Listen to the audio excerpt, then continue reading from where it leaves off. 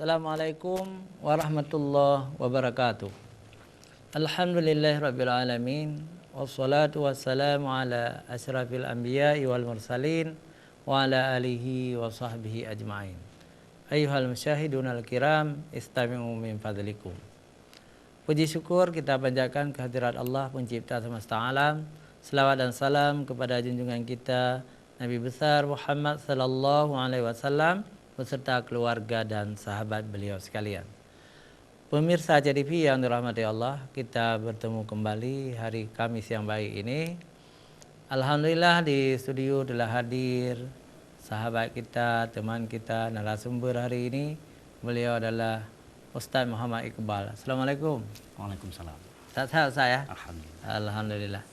Pemirsa CTV yang dirahmati Allah, tema kita hari ini poligami dalam Islam. Poligami dalam Islam. Pemirsa, agama Islam membolehkan umatnya untuk beristri lebih dari satu. Masna wa sulasa wa ruba'. Jadi 2, 3 dan 4. Jadi boleh lebih dari satu.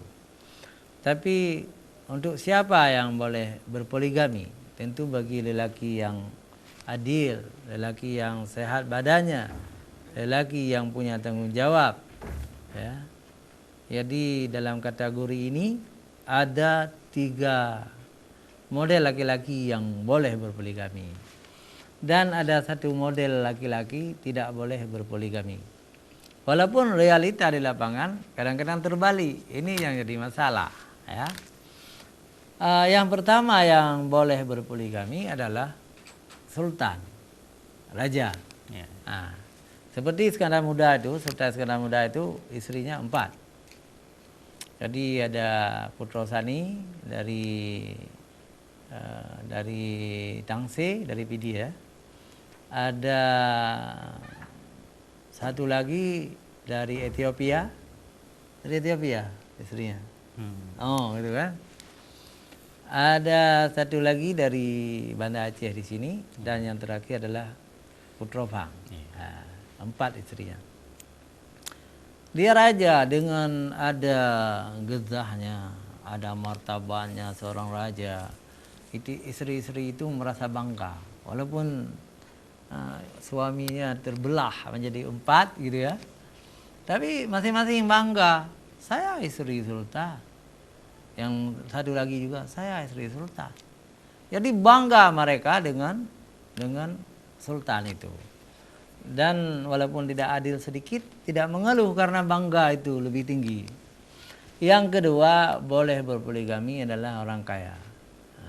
Dia bukan sultan, tapi orang kaya, banyak sekali hartanya.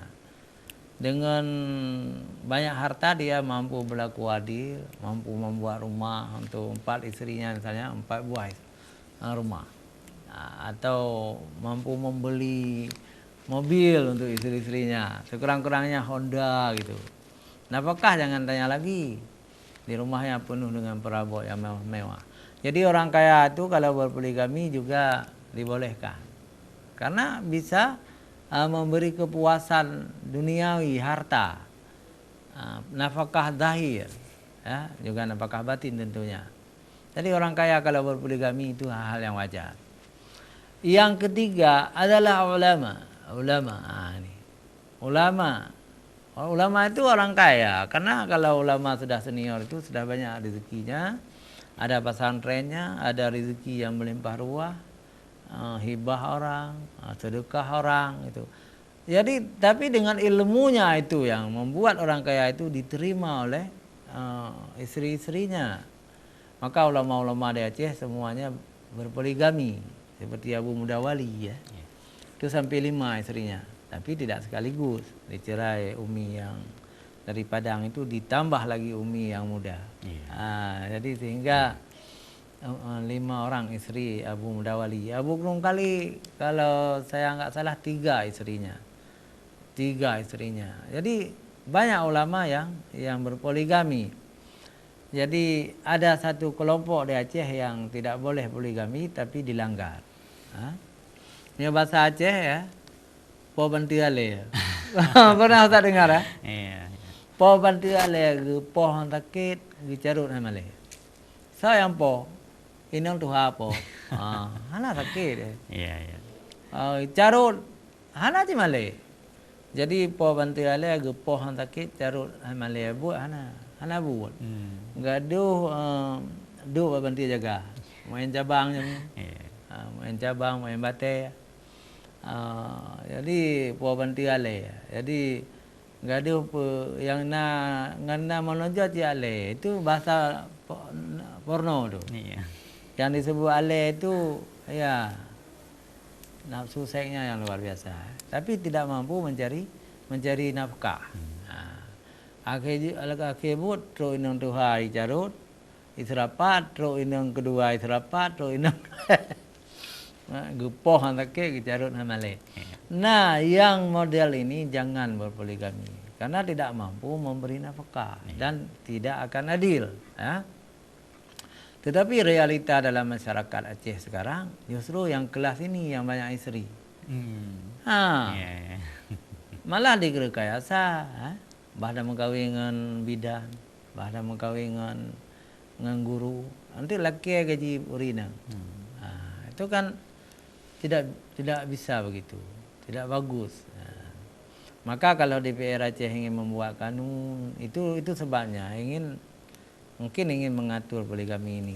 Jangan semua orang berpoligami. Yang tidak sanggup janganlah berpoligami. Pemirsa JDP yang dirahmati Allah SWT, inilah tema kita hari ini. Dan kepada pemirsa, kalau ada yang ingin bertanya, kalau ada yang ingin SMS tentang poligami ini, silakan. Ya, kami menunggu di sini. Silakan telepon ke nomor yang tertera di layar kaca sebentar lagi, ya. Sambil kami menunggu telepon dari pemirsa, mungkin kita ingin cari dalil dulu dari Ustaz Muhammad Iqbal, satu dalil dari Al-Quran tentang bolehnya berpoligami. Silakan Ustaz. Bismillahirrahmanirrahim. Assalamualaikum warahmatullahi wabarakatuh. Selamat pagi pemirsa TV yang kami muliakan. Pada kesempatan ini terima kasih yang sangat besar kepada Ustaz Amir Hamzah telah mempercayakan kami hari ini untuk hadir di sini sebagai yang menemani beliau pada hari yang berbahagia ini. Berkaitan dengan tema kita hari ini ialah tentang poligami. Allah menyebutkan dalam Al-Quran surat An-Nisa ayat 3. A'udzubillahi minasyaitonirrajim. Bismillahirrahmanirrahim. Fankihu ma taba lakum minan nisa'i matna wa thulatha wa ruba'. Fa in khiftum alla ta'dilu fawahidatan aw ma malakat ayman dzalika adna alla ta'ad. Pemirsa yang kami muliakan, dalam